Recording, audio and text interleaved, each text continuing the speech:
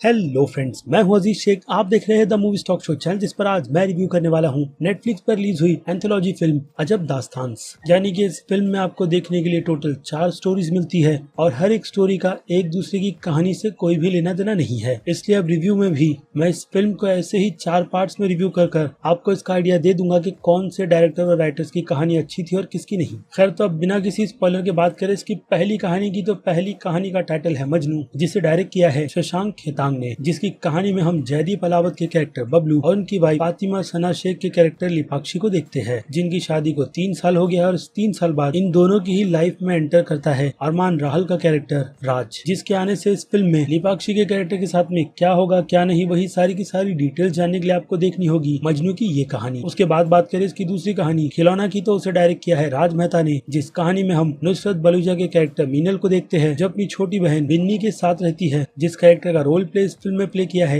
इनायत वर्मा ने। खैर, तो मीनल सभी के घर जाकर नौकरानी का काम करती है और उसकी काफी अच्छी दोस्ती या फिर कहो रिलेशनशिप दिवाकर बनर्जी के कैरेक्टर सुशील के साथ भी है। और उसके बाद इन तीनों की लाइफ में कौन से ट्विस्ट एंड टर्न्स निकल कर आते हैं, अगेन वो जानने के लिए आपको देखनी होगी अजीब दास्तान्स की खिलौना की कहानी। और फिर तीसरी कहानी की बात करें तो इस तीसरी कहानी का नाम है गीली पुच्छी, जिसे डायरेक्ट किया है नीरज गवान ने। और इस कहानी में हम कोनकना सेन के कैरेक्टर भारती मंडल और आदित्य राव हैदरी के कैरेक्टर प्रिया शर्मा को देखते हैं, जिसकी एंट्री एक फैक्ट्री में होने से भारती की लाइफ में क्या कुछ होता है, ये गीली पुच्छी यानी कि गीली किस हमें वही सब समझाती है। और फिर आखिरी कहानी की बात करें तो आखिरी कहानी है अनकही, जिसे डायरेक्ट किया है कायोस ईरानी ने, यानी कि बोमन ईरानी के बेटे। और इस कहानी का पूरा फोकस शेफाली शाह के कैरेक्टर नताशा पर किया जाता है, जो अपनी बेटी समायरा से अपना कनेक्शन बनाने के लिए साइन लैंग्वेज सीखती है, क्योंकि धीरे धीरे नताशा की बेटी समायरा की सुनने की शक्ति कम हो रही है। लेकिन इन सब का असर नताशा के पति रोहन पर बिल्कुल भी नहीं हो रहा, क्योंकि रोहन अपने काम में बिजी है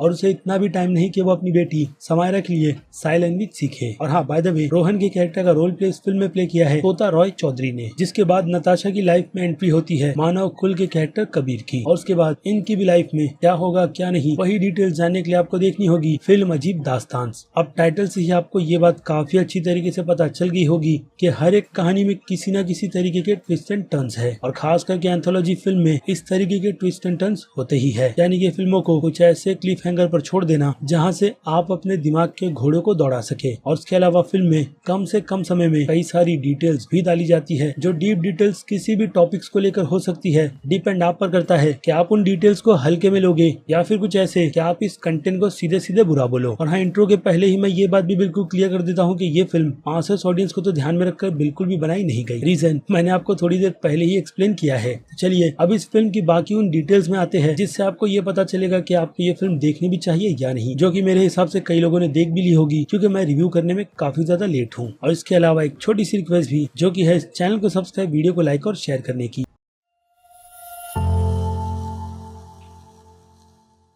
सो फ्रेंड्स, तो सबसे पहले मैं ये बात आपको बता देता हूँ कि इस फिल्म की दिखाई गई चारों के चारों कहानियों से रिलेट मैंने काफी अच्छी तरीके से किया। रीजन है कि ऐसा होते हुए मैंने अपनी लाइफ में तो देखा ही है, यानी कि इन कहानियों को काफी ज्यादा रियल रखकर हमारे सामने प्रेजेंट किया गया है। लेकिन उन प्रेजेंटेशन में किस डायरेक्टर ने बाजी मारी और किसने नहीं, उसे मैं अभी ही क्लियर कर दूं तो वो सिर्फ 2 ही नाम है, जिनमें से एक नाम कायोस ईरानी का है और दूसरा नीरज गवान का, जिनकी स्टोरी उन्होंने खुद लिखी है। और कायोस ईरानी की कहानी शायद से उस्मा खान ने लिखी है। इसके अलावा बाकी 2 राइटर्स हैं, उसमें से सुमित सक्सेना की कहानी, जिसे हम खिलौना के नाम से जानते हैं, वो अच्छी है, बट उसकी प्रेजेंटेशन बिल्कुल भी नहीं। ऐसा ही कुछ बहुत बुरी और बेकार तरीके से मजनू की कहानी के साथ भी होता है, जिसे लिखने और डायरेक्ट करने का काम शशांक खेतान का था। यानी कि इस फिल्म की 2 कहानियां बेकार है तो 2 काफी ज्यादा अच्छी। लेकिन अगर क्रेडिट किसने सबसे ज्यादा बेकार कहानी का लिया है तो वो नाम आता है शशांक खेतान की कहानी मजनू का, जिस कहानी में मुझे कोई भी दम नहीं लगा और ना ही उसकी प्रेजेंटेशन में। बट हाँ, अगर उस कहानी में कुछ चीज खास थी तो वो है एक्टर्स की परफॉर्मेंस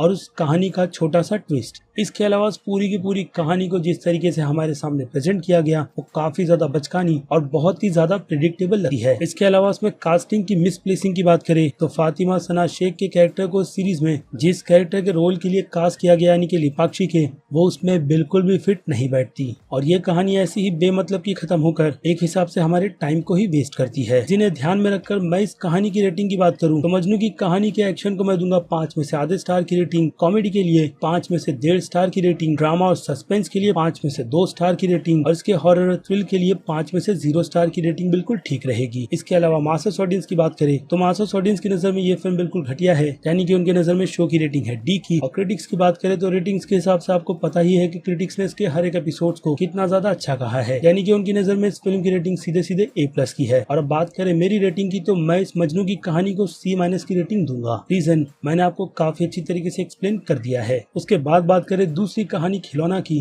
तो जैसे कि मैंने आपको बताया कि खिलौना की कहानी लिखने का काम बहुत ही अच्छी तरीके से किया गया था और इसके टाइटल को रखने का भी, लेकिन प्रेजेंटेशन इस कहानी का भी मजनू की ही तरह बुरा है। जिसमें मिसप्लेस की बात करें तो नुसरत बलूचा उनके कैरेक्टर में बिल्कुल भी फिट होती हुई नजर नहीं आती और न ही अभिषेक बैनर्जी, जिनकी एक्टिंग अब मुझे हर एक फिल्म में बिल्कुल सेम लगने लगी है। इसके अलावा इस कहानी में जो ट्विस्ट डाला गया है उसमें भी सही तरीके की डेप्थनेस नहीं दी गई, लेकिन टाइटल के हिसाब से वो ट्विस्ट अच्छा था, जिसका गेस तो मैंने पहले ही कर लिया था, लेकिन एंडिंग इस तरीके की अजीब तो मैंने नहीं सोची थी। लेकिन इसके अलावा सोसाइटी का जो मैसेज इस फिल्म में ऐड किया गया है वो अगेन मैं कहूंगा राइटिंग के हिसाब से अच्छा है, बट डायरेक्शन के हिसाब से तो बिल्कुल भी नहीं। इट मीन्स कि इस कहानी में भी सभी के सभी कैरेक्टर्स के लेकर किसी भी तरीके की डेवलपमेंट नहीं की गई। लेकिन अगर परफॉर्मेंस की बात करें तो इस कहानी में अगर किसी ने बाजी मारी है तो वो नाम इनायत वर्मा के कैरेक्टर बिन्नी का है, जो फिल्म के सभी बड़े एक्टर्स से बाजी मारती हुई नजर आती है। लेकिन इस बाजी को अगर किसी की नजर लगी है तो अगेन वो प्रेजेंटेशन ही है। इसलिए अब इस खिलौना कहानी की रेटिंग्स की बात करें तो इसके एक्शन और इसके थ्रिल को मैं 5 में से आधे स्टार की रेटिंग दूंगा। कॉमेडी के लिए 5 में से 0 स्टार की रेटिंग बिल्कुल ठीक रहेगी और इसके ड्रामा और सस्पेंस के लिए 5 में से 2 स्टार की रेटिंग बिल्कुल ठीक है और मासेस की नजर में डी की रेटिंग बिल्कुल ठीक है और क्रिटिक्स तो अब भी A+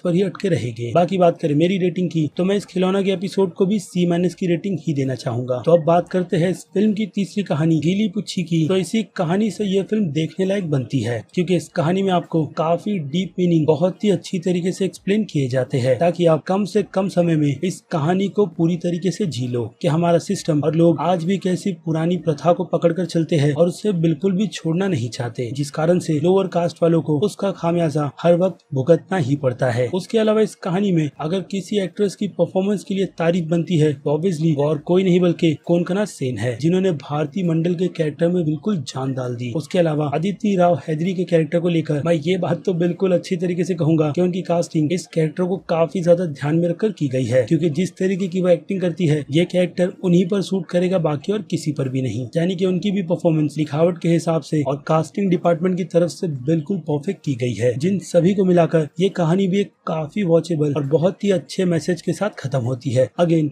बिल्कुल अजीब तरीके से। जिसमें अब रेटिंग्स की बात करें तो एक्शन के लिए मैं इस कहानी को दूंगा 5 में से आधे स्टार की रेटिंग, कॉमेडी के लिए 5 में से 0 स्टार, जो कि इसके हॉरर और थ्रिल के लिए भी रहेगी। इसके बाद बात करें ड्रामा की तो ड्रामा के लिए मेरी रेटिंग बनती है इस कहानी के लिए 5 में से 4 स्टार की, और सस्पेंस के लिए तो 5 में से 1.5 स्टार की रेटिंग बिल्कुल ठीक रहेगी। बाकी मास्टर्स ऑडियंस के हिसाब से ये रेटिंग डी की है और क्रिटिक्स की नजरों में A+ की। अब बात करें मेरी तो मैं इस गीली पुच्छी की कहानी को A- की रेटिंग दूंगा। और अब बात करें इस फिल्म की आखिरी कहानी अनकही की, तो इस कहानी का डायरेक्शन ही है जिससे आप इस कहानी की काफी ज्यादा तारीफ करोगे, जिसके बारे में मैंने आपको इंट्रो के पहले ही बता दिया था कि इस कहानी में हमें साइन लैंग्वेज ज्यादा दिखाई गई है, यानी कि इशारों में एक्टर्स अपनी ऐसी परफॉर्मेंस देते हैं जिससे कि वो हमारे दिलों में अपनी जगह बनाने में पूरी तरीके से कामयाब होते हैं। और ऑब्वियसली अगर नाम की बात करें तो वो नाम सिफाली शाह और मानव कुल का रहेगा। अब इन दोनों को लेकर जितनी तारीफ करो उतनी कम है, और ऊपर से कहानी भी हमें एक काफी अच्छा मैसेज देती भी है कि अगर डिसीजन लेने का वक्त आएगा तो वो डिसीजन उस टाइम पर जिस किसी भी कैरेक्टर ने लिया होगा वो आपकी नजरों में सही है या गलत, ये कहानी हमें बाकी दूसरी कहानियों की तरह उसी पर छोड़ देती है।